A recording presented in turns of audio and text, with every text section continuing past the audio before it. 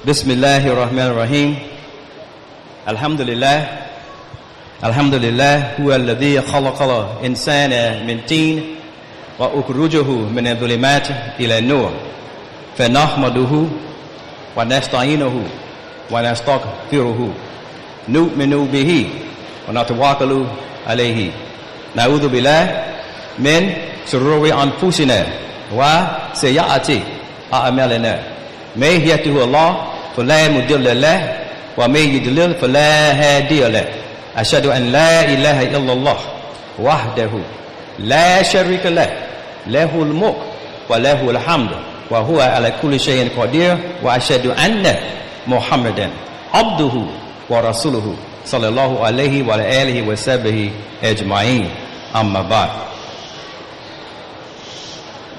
Allahu Akbar, Allahu Akbar, Allahu Akbar. This is the start of the day, this great day, and we say Allahu Akbar, Allah is greater. The day is great, but Allah is greater than the day. He is greater, He's more important, and He is bigger. We say Allahu Akbar Kabira, Kabira, meaning Allah is bigger over all that is big. He's greater over all that is great. He's more important over all that is important. Allahu Akbar Kabira. We know that we look in society, some think that Allah is something that is inferior. They think that Allah can be examined like we examine matter, like the human being examines the creation and put things under microscopes, telescopes, horoscopes, etc. But Allah, He is the superior being. And our nature has been responding to the superior being. And it is not within the power of any human being, nor the power of anything in the creation to contain Allah. Allah cannot be contained. Why? Because He Himself contains every single thing. Every single thing. Allah wants us to know that. And so how can that which is smaller by its nature, how can that contain that which is larger? It cannot be. It's impossible.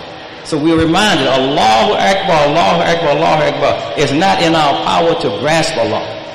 It's not in our power to grasp Him in His entirety. Allah lets us know that He is bigger. Allahu Akbar. And He wants us to stretch our minds, because our mind can never outstretch the size of Allah. How big and how powerful and how great He is. He wants us to think big. He wants us to go out into the space and think big. It's a lot of space out there. He said He subjected all of that to us. He's connecting our life during this month of Ramadan with that we came out of. We came out of this vast creation. We came out of that. We were the last to come out of this vast creation. We're connected to it, and Allah said, explore it. Look at it. Examine it. Focus on the bigger things so you can make big improvements to human life. To human life. Once a man grasps anything in his entirety, this is the nature Allah has given us. Only the human being can do this. Once we grasp anything in its entirety, then he has become the master of that thing.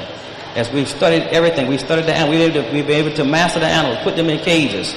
We have museums now. We're studying things. We've dissected things. We're the only creature of Allah's creation that can do that, and that has done that. So Allah tells us to continue to stretch the mind. And if we are only to become the master of our God, which we can't, then our God will no longer be God. And so Allah lets us know that at that time we become the God over our God, and that's why the next statement has to say, La ilaha illallah. There is no God.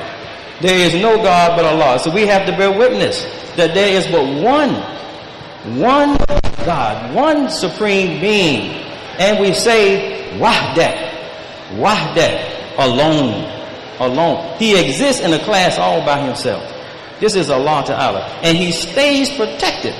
He stays protected, and He will always be Allah. And He will always be perfect. And He will always be the one, the all complete, and indebted to nothing and indebted to no one. This is Allah Ta'ala, the one that who has created us, created our nature, and given us this month of Ramadan to connect back with that nature. And understanding that, we say, Walhamdulillah. Walhamdulillah, the complete and the perfect praise. He is the complete and perfect one. No one else is complete and perfect as Allah. He is the complete and perfect one, so the complete and perfect praise and thanks belongs to Him alone. And we say, walhamdulillahi kathira. Walhamdulillahi kathira. Much, often, we glorify Almighty God Allah. He is the greatest.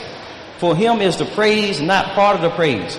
All of the praise belongs to Him. Whatever we get, whatever we feel we are due, all of that is owed to Allah, that we have the nature, that we have the decent hearts, that we have the decent minds to achieve whatever it is we have achieved. If Allah hadn't given that to us, we wouldn't come into anything if He hadn't given us the nature and the possibility to be able to come into that. So all the praise belongs to Allah. And we thank Allah, we say subhanahu wa ta'ala. He said, wa subhanallah bukratan wa asila. And give Him praise. And give Him praise bukratan wa asila. At the two extremes. So He lets us know in that He says, La ilaha illallah wahda sadaqa wa ahda wa nasara abdahu. So you see sadaqa wa abda, nasara abdahu. So Allah said He approved His servant. He is saying that He approved His servant, made him legit before the whole world. We are here as Muslims today, followers of Muhammad the Prophet, sallallahu alaihi wasallam. There is no prophet in history that is more legit on record in real history than him. He is the only one. Allah made him legit before the whole world. And they have bear witness, and they continue to bear witness. They can't deny his existence. All the others, they talk about the mystery of this, the mystery of that prophet, because they all are this scriptural history. No real history, no real documented history. It's all scriptural history. And Muhammad the Prophet, again, the prayer peace upon him, Allah said He made him, and Allah said that His servant spoke the truth. His servant spoke the truth. What is it telling us? It's telling us that Allah made him truthful. When Allah saying made him truthful and saying He spoke the truth, and when He says Ana Basharun Mithlukum, this month of Ramadan takes us back to our nature to show how Allah made us. He is us maximized. He created us to be truthful. Allah didn't create us to lie. We lie, but He didn't create us to lie. He created us to be truthful like Muhammad the Prophet again, sallallahu alaihi wasallam. To be just like him. That's our nature. This month of Ramadan takes us back, this 9th month, the 9 months in the womb, this moon, this 9th month in this moon. This moon again meaning that our mind, the moon meaning that our mind, man means mind, the moon is a reflector of light. We are thinking, and this mind now is thinking in this month, this moon, this month that Allah put us in, so that our mind will be able to reflect and be in this incubator. So it comes out, just like the baby comes out, obedient, truthful, honest, loving, the way Allah created. We have children here now. And we know the nature of children, they don't want to lie. They be honest. They tell the truth. They smell something, they say it. They put expressions on their face. They see somebody don't look right. They say it. They don't have what we say politically correct. They don't have diplomacy. They're being natural. They're being honest to the nature, to speak the truth. So Allah said He spoke the truth to tell us that He created us to do the same thing. To speak the truth. We are to come back to reflect upon the nature that Allah gave us. And we know that He's the messenger of Allah. And one of His titles called by those who were idol worshippers, those who were pagans, one of the titles that they gave Him was As-Sadiq. As-Sadiq, the truthful. And again, anything said about Him, you should look at the nature that you were created upon. That's how you came here. And Allah gives us this month to get back to that nature, and He's a model of how we should be. And we know that Allah says His servant spoke only the truth, because he spoke what Allah revealed to him. And what did Allah reveal to him? This is the Quran. We just came through an intense study of the Quran, an intense reading of the Quran. These last 30 days, this mind was supposed to reflect more than anything else on the words of Allah Ta'ala that was revealed during this month of Ramadan, this 9th month. It was supposed to reflect on that this month more than anything else. And we have to look at our dear prophet, again, the prayer peace upon him. He didn't say something from his own mind. He didn't make up anything. He only spoke the truth, is what Allah tells us. And Allah lets us know, when we look at Muhammad, again, the prayer peace upon him, he's such a wonderful creation. But in saying and seeing him being a wonderful creation, we should look at our own creation and how wonderful we are. And we get excited about our children when we see them. We work for them. We have a responsibility to them to continue to shape the excellence of that life. And that's what this Ramadan has been for us, to get back, to get focused on the life that we came here with. How did we come here? Allah doesn't create junk. We heard the expression in the world. Allah does not create junk. No one came here as junk. We came here upon the excellent nature that Allah created all human life. Allah created a man, or a human being, to let us know that we can stay to that or return to that. He created a man that never left the excess of his life, never told a lie. Can you imagine that? Here's a man that never told a lie. We were created not to lie, and he never told a lie. Never stole anything. We were not created to steal. He never stole. Never cheated anyone. We're not created to do those things. All those things that we see that goes against the life, he didn't do those things to go against the life. He did the things to show us the life that we are supposed to come into, that Allah created us upon. This is what Allah is trying to show us in this. He's a model human being. He was fit. He was fit.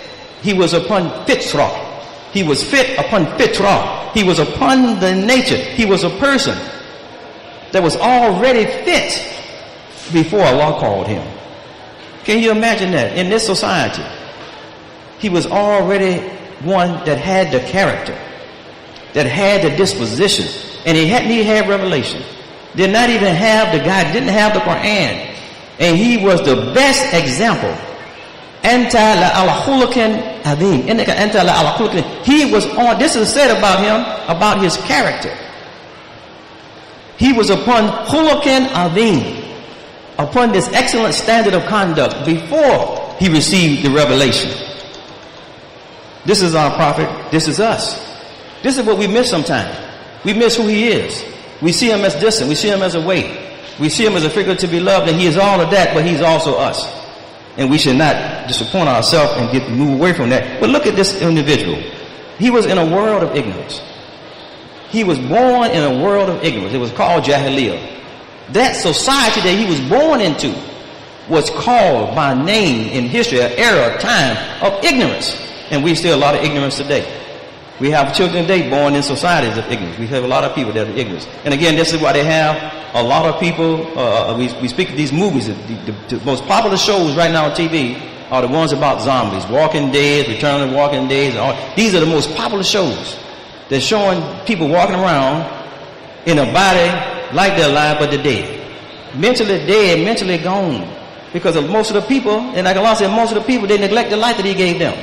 They're not conscious of the life that he gave them. Allah is trying to wake us up to get us to return to the consciousness. But here it is, a prophet. Born in a time of ignorance, born in a time of darkness, born in a time of indecency, the kind of things they used to do back then. The whole known world, Persia and Rome, the empires, had written that area off. That no light would come from that area. They were so messed up. They were so backwards, so dark. They didn't think any light could come from there. And Allah let us know that they were having lives. They had a lot of violence, you know. They sacrificed innocent life, especially girls, baby girls. And how ignorant can you be to desecrate the source of life, to kill the source of life, the women, the girls? That shows how messed up they were. But it was in that time and in that kind of world that Allah produced a man that was able to keep his best life, his best self, that Allah created all of us for. So that tells us, you know, Adam, he lost his best life.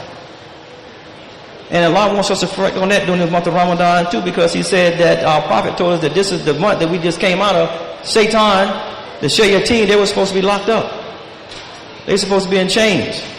And Allah said, don't let happen to you, speaking to us, don't let happen to you what happened to your parents. That Adam came out of the dress because he was seduced.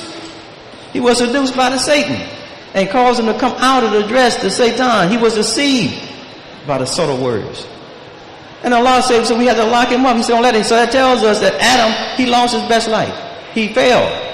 And he says, Zalamtu nafsi, I have oppressed my own self. I have oppressed my own self, my own soul. And we do that too. We have done that too. We have lost our best self many times. But that's why Allah gives us this month to get back to the self that he created us upon. Because look, we have a model now. There's a human being that's recorded in real history that survived in a world of corruption. He survived in a world of ignorance. He survived in a world of violence. He survived in a world that had lost respect for mankind. He survived. So despite what we see happening around us, despite what we see happening to us, Allah is showing us that we can survive in the world that's going on around us. We are created to affect the world, not the world affect us. We're created to affect it. This whole world was waiting for the human being. We came out of it and it was waiting for us. It was expecting us. Because we're the only ones that can go back into that we came out of and bring out comfort, wonders, benefits. We're the only one that can do that. And the creation knew that. It's in us. Everything in the creation is in us. Everything that's on the periodic table, those 100 plus so elements, they're in the human being. The same thing in the tree is in the human being. Same thing in that matter that falls, Allah sends from outer space, is in the human being to show us that we're connected to that, but Allah has raised us up out of that, and this month of Ramadan is trying to connect us back to that life. Here we have a human being, never behaved in any way that his creator would not approve of. Before he received the guidance, never behaved in any way that his creator would not be approved of. So Allah the Most High, He sent Muhammad the Prophet, Sallallahu Alaihi Wasallam, during this month of Ramadan. He gave him to the world, and He had with him the Quran. He said, وَاتَّبَعَ النُّورَ الَّذِي أُنزِلَ مَعَهُ, and followed the light which was sent down with him. He is the final. And him being the final, meaning that He brought the final message, the final guidance for mankind in the form of a book that we have. So we have just completed the 9th month of the month of Ramadan, commemorating the mercy, commemorating the blessings of that guidance that came not to just him, not to just Muslims, but to the whole world. We miss that sometimes. And we see that in our behavior. Muslims one time want to speak to Muslims, they want to help Muslims. No, we're here for the whole world. Muslims want to do dawah on Muslims. You got these jolas, they want to speak to Muslims. No, the guidance is for the whole world. Allah said this is for all human beings. So we look at this day, we look at what we just achieved. All these people that have been fasting for Allah Ta'ala, we look at that. Do you know that's big help for the world? To have that many people that have been restraining themselves, that have disciplined themselves. Do you know the world would be in far worse shape than what we see happening if Allah Ta'ala hadn't caused that to be on the earth annually? This healing that He put into the society. So listen, look, so this day that we're celebrating, this day come off those months, this is a great day. This is really a great time for us. Because things could be far worse. It's a time for us to rejoice this day and to brighten up our hopes and to have faith. And to have faith not only in Almighty God Allah, but look, He showed us. He gave us a human being to also to have faith in one another, because it's possible. So He gives us the picture to show us to have faith in Him, to have faith in one another, and to believe in one another. We're required to believe in Allah, but we're also required to believe in the Rasulullah. So that tells us we're required also to believe in one another. He's a human being. We're supposed to believe in each other. That possibility that's in Him is in all of us. So we're supposed to believe in one another. We're supposed to believe in mankind, the excellence of mankind. And brothers and sisters, there will always be in the world more upon the excellence of that nature than not. The challenge is to bring them together. The trouble seems to come together and makes a loud noise, and then everybody looks at that, and it looks bigger than what it is. But it will never be bigger than Allah. And Allah has deposited a great excellence in all of us. And He said, when He says Allahu Akbar kathira, much, He's also saying that across the world that excellence is going to be identified, but we have to organize it. But this month He tries to bring it together. You got over 1 billion people coming together upon that excellence. And Allah is trying to get us to build our life upon that, to be a light. No other mass movement takes place annually like this. We missed the great blessing. We missed the great opportunity to engage each other. You think it's about just coming together, doing the dhikrs and doing the prayers? Allah calls us together to look at the beauty of our diversity, to look at our picture, to look at the humanity in us, that no other people on the earth does that for 30 days every year. Look at the great help that is for mankind, that we're able to do that. This is a picture that Allah Ta'ala has given us, so we should be rejoicing. So we're required to believe in Allah. We're required to believe in this message. And we're required to believe in each other, to believe in what Allah has in itself. Look, my dear respected brothers and sisters, you have fasted for a whole month. Why? For great purification of your soul. Great purification of your flesh, your mortal body. Again, but why that? To bring the whole life, your complete life, to conform to Allah's will. To His will, to be obedience to Him the way He created you, to bring you back to the path that He created you upon. And now that you have made that happen, you've gone through that life, you made your individual lives conform to what Allah asks of you, then what we're supposed to do is come together now and want to see that conformity in the rest of the world. That's a charge. That's a call to action for us. We want to see this in all of society. So we are celebrating the completion of this. We're celebrating this is a victory, but we're also celebrating a return. Majority of the takbirs across the world are 12. There are 12 takbirs. Some do 5 and 7, some do 7 and 5, some do different combinations. But that's the majority of takbirs are 12 takbirs. And that's representing completion. That's representing a return. The Eid comes every 12 months. It comes around every 12 months. So the Eid is a recurring celebration that comes around every 12 months, and it means that it keeps coming back. It means that it keeps coming back. That's what it means, to keep coming back. We keep repeating. Eid is a return. We don't want to miss that message. It keeps returning every year, and Allah wants us to know that that's exactly what life is. Life is a return. If you don't believe it, you look at our family members. They return. They come from the earth and they go back to the earth. Some, Allah say He take them when they just come here. Some He allowed to go to full strength.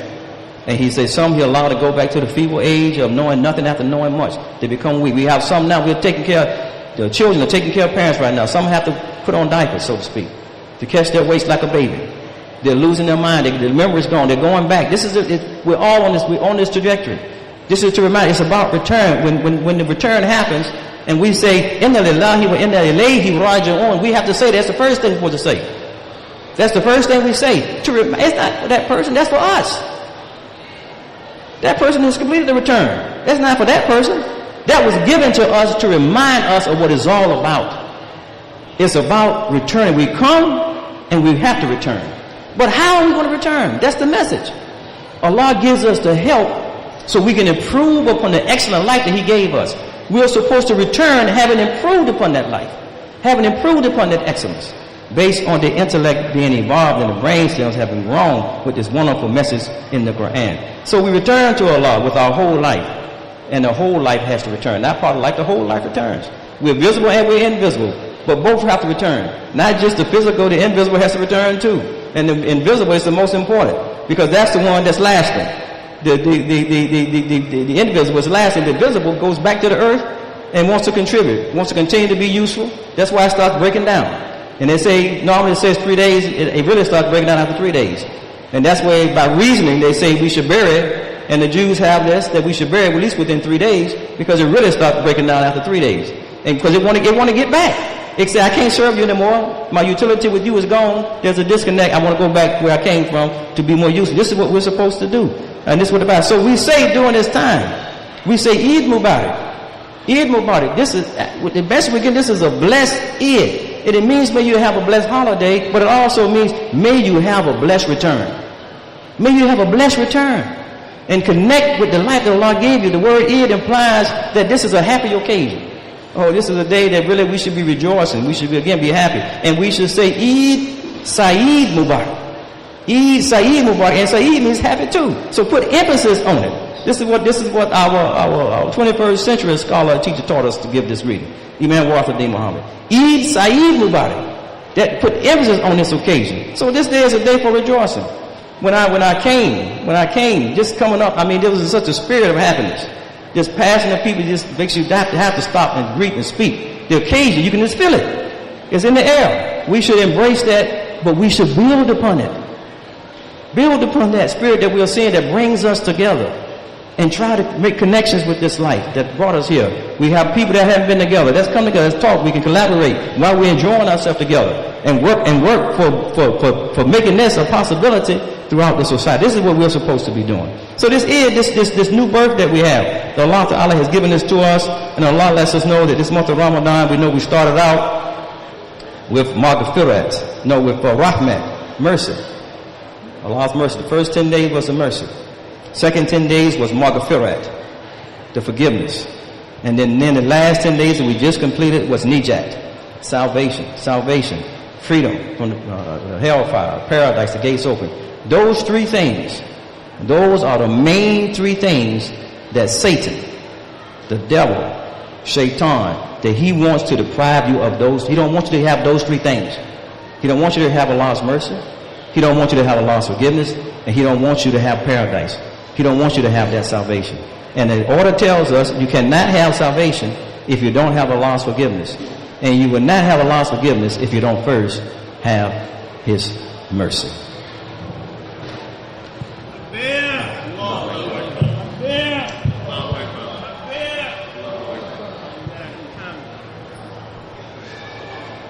Allahu Akbar, Allahu Akbar, Allahu Akbar. La ilaha illallah. Allahu Akbar, Allahu Akbar. Walillahil hamd. As we conclude, this month of Ramadan is finished. We're celebrating today.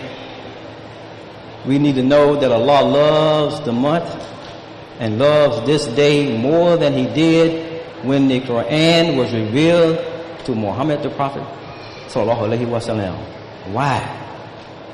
Because today there are so many more pure souls who were in obedience to Him, who were obeying Him than even during that particular time. There are so many more who are in devotion to Him than in that particular time. And Allah wants us to know that He is more present with us now after this month of obedience to Him than He is in any other time. So we're to embrace that, build upon that, not deflate that, but stay with the increase and expand upon that help that we've just received from Allah Ta'ala. So we caution, my dear brothers and sisters, don't immediately start going back to the habits. Allah gives us more help by saying the 6 days after the Eid days, you have 6 days in the next month, in this next 30 days. Any day that you fast, 6 of those days, you'll get the credit, the same credit that you get for Ramadan. Each day is times 10, the credit of 10. So we've done 30 days of Ramadan, each day worth 10, that's the credit for 300 days. It's like we fasted. It's as if we had fasted for 300 days already of the year. That's the credit we've got. But if we do the 6 days, any one of those 6 days, where you do some, all, you don't have to do them back to back. If you get them in those 6 days, each day is worth 10. And if we do all 6, that's the 60, and the 60 times that's 306 days. So it's as if the whole year has been in devotion to Almighty God Allah. And you get that reward, that maximized reward, the super reward that you cannot get in any other time. So Allah said, La'alakum tatakun, as we get ready to close this out and begin our celebration, Allah is trying to get us to be conscious. He's trying to get us to wake up. And we know that they say when the baby comes out, after the 9 months, after the baby comes out. Now we know 9 also in the 9th chapter of the Quran, there is no Bismillah. No Bismillah at the beginning of that chapter. It is for every chapter, but not that chapter. And they give various reasons. Some say it's continuing with different things, but we know it is related to the same 9. Allah wants us to know when the baby is in the womb in the 9th months, it can't say Bismillahirrahmanirrahim. It don't say it. It's not conscious to say it. But its nature says it.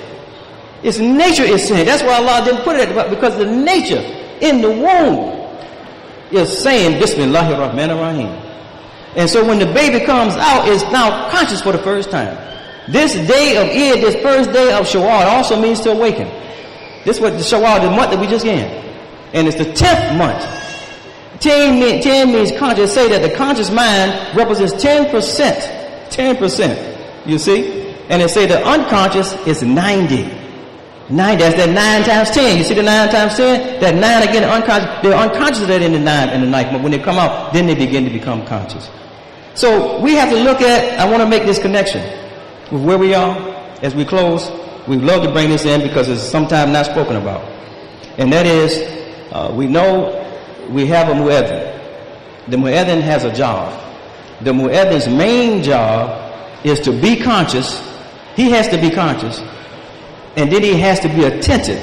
And his job now is to call others to be conscious and to be attentive. Now that job, that first job was given to Bilal. Radiallahu anhu. Bilal. And we know, if we don't know, we should know of Bilal's history. And many people study, there's a movie out now. We sometimes, it's difficult. I just came back from Saudi. They don't want to talk about Bilal. It's difficult. It baffles us. They want to talk about all the other companions. When you bring Bilal's name up, they think you're racist by mentioning his name. It's sad. It's sad. But we know Bilal left there. And we know his history.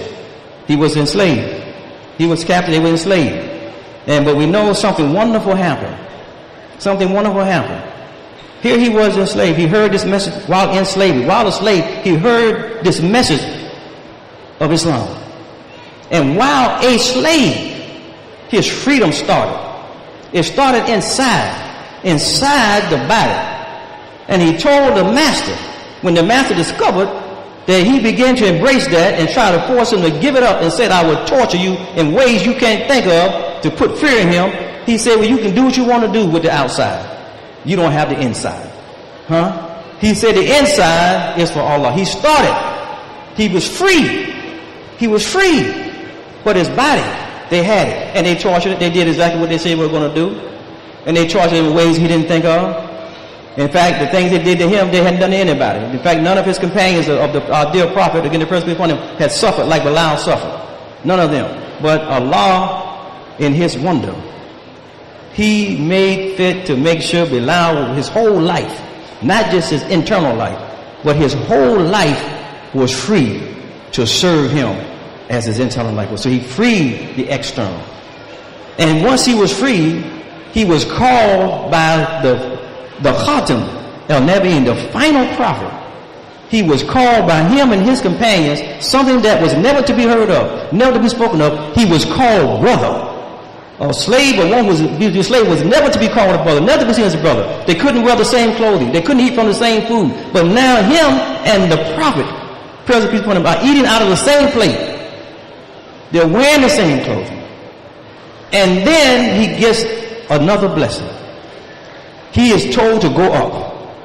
He goes up to the high station and he calls the adhan from the Kaaba, the universal symbol of worshiping the one God, north, south, east, and west, universal.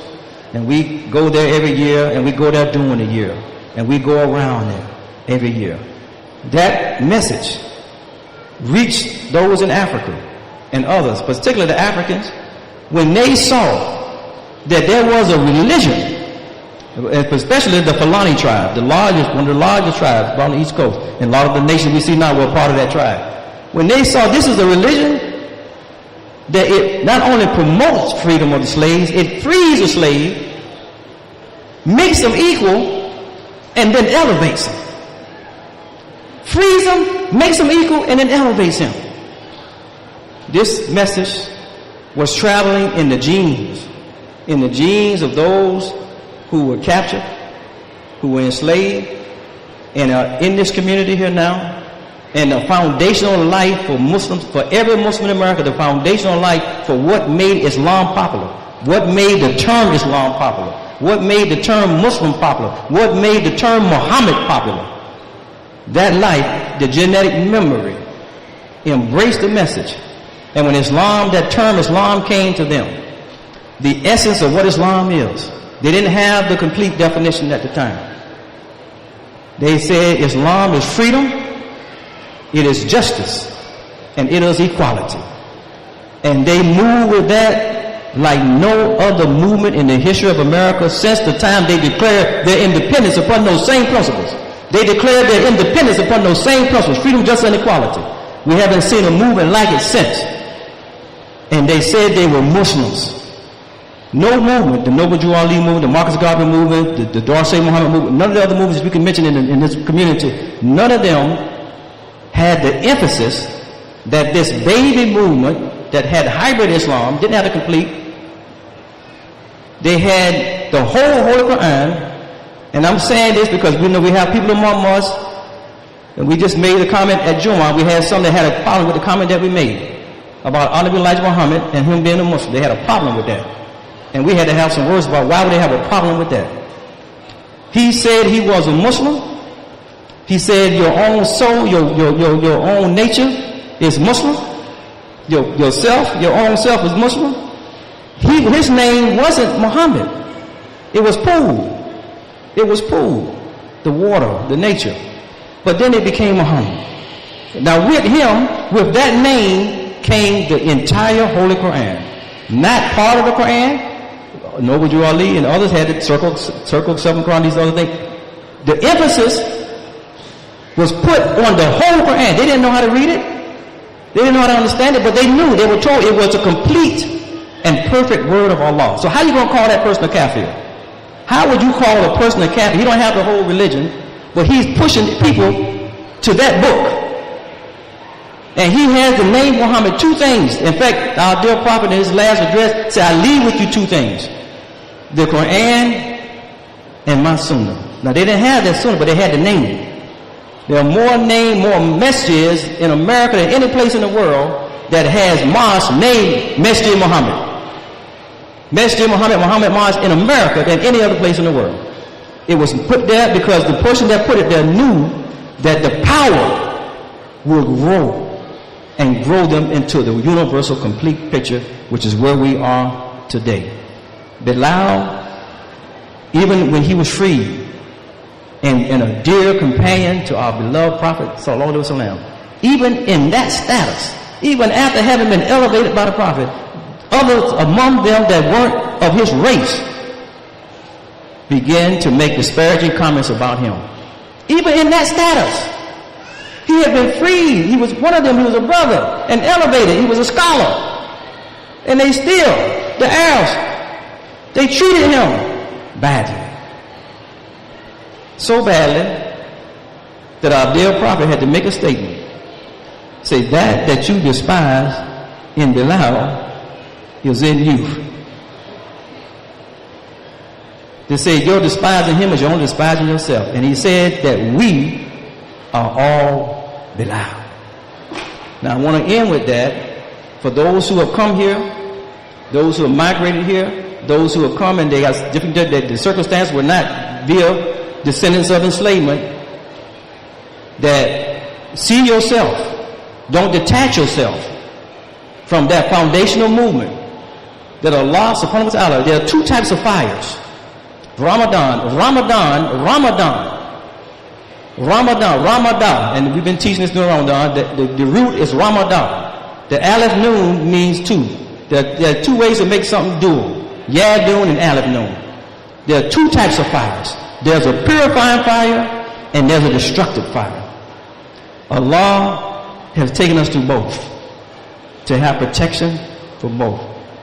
Those who were enslaved, the Middle Passage, the 12 million, the horrific conditions they've gone through, their life denied, being taken out of the process of being humans, have gone through a purifying fire to take off all the impurities. They were pure, innocent people, innocent in their circumstances. And the message, the seeds were planted, and the seeds have grown, and we are upon the best picture. We are celebrating Eid today. Some have already calculated, they looked at when the moon will be born, and they already said before it was that it's born this day, we're going to break the fast the next day. If the moon is black, you can't see it when it's born. It's dark. The tradition was to look for it, and if you don't see it, then calculate. Not calculate first, and then go on and break the fast. Now, Allah, but you have your option to follow your way. Now look, this takes us back to nature.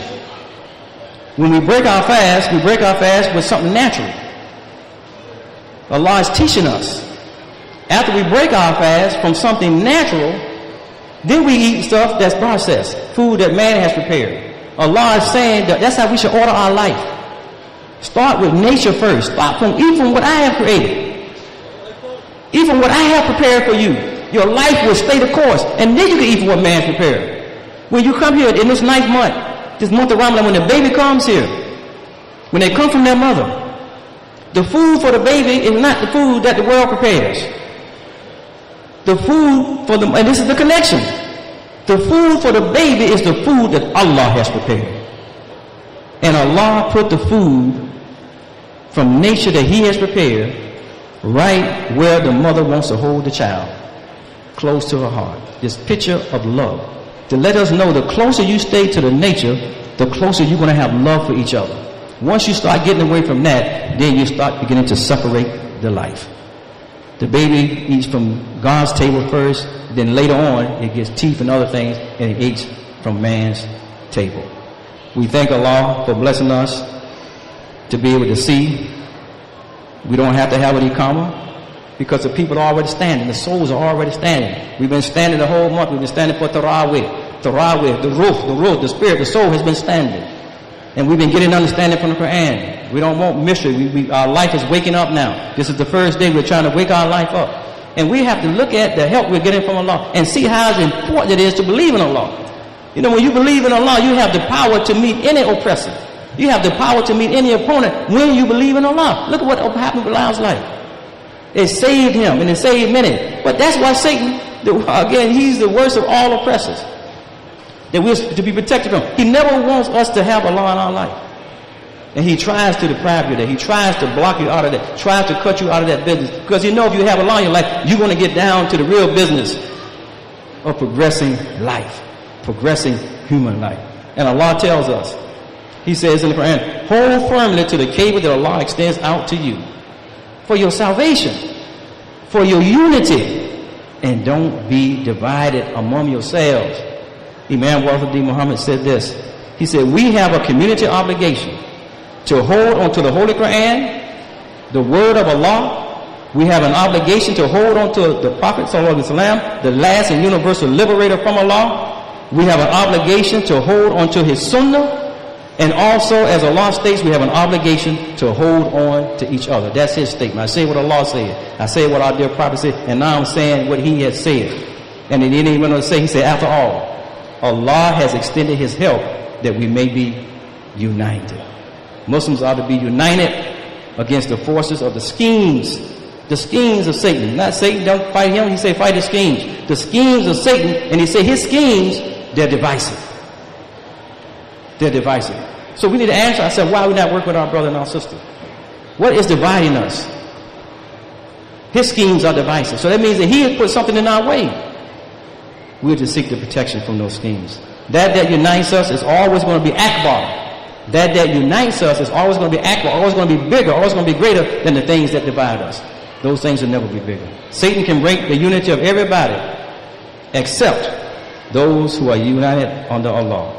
And lastly, our prophet said, the believers are our brothers, therefore make peace between your brother and be careful of your duty to Allah. The mercy may be for you. He said, and help one another in goodness and piety, and do not help one another in sin and aggression, and be careful of your duty to Allah. Surely Allah is severe in requiting evil. And again he said, anyone who goes to make peace between two persons, the angels of Allah send blessings upon him until he returns. We were talking about those terms. Until he returns, and he will be given the reward of the night of destiny, Laylatul Qadr. I'm going to read that one again. This is the last one. Anyone who goes to make peace between two persons, the angels of Allah, they send blessings upon him until he returns, and he will be given the reward of Laylatul Qadr from our dear Prophet. So our dear brothers and sisters, let us strive to please Allah with our utmost. Continue to do that. Strive to stay away from lies, untruthfulness, the things that any bad behavior that we weren't created for. Because any bad behavior that you tolerate, that you give yourself to, it will weaken your good nature. And it'll be lost to the world. And Allah again is trying to give us a help so we won't lose our original nature. We pray that Allah will accept our fasting, our prayers, our reading of Quran, accept our Eid prayers, the ones that we've just performed here now, and that our appreciation, our love of Allah and His Messenger will grow bigger, and that we will come to love each other with more sincere love. ربنا تقبل منا صيامنا وقيامنا وركوعنا وسجودنا ودعائنا واغفر لنا وارحمنا وأنت غفور رحيم. Ameen. Eid Mubarak. In a few minutes, we have some that came late. We will have a prayer here. We have someone to lead that prayer. We do have an individual who want to take their shahada. Brother Ishmael, if he's here, if he can come up, we're going to have our brother take his shahada. Ishmael Reed. Where's Ishmael Reed? And then we have a second prayer.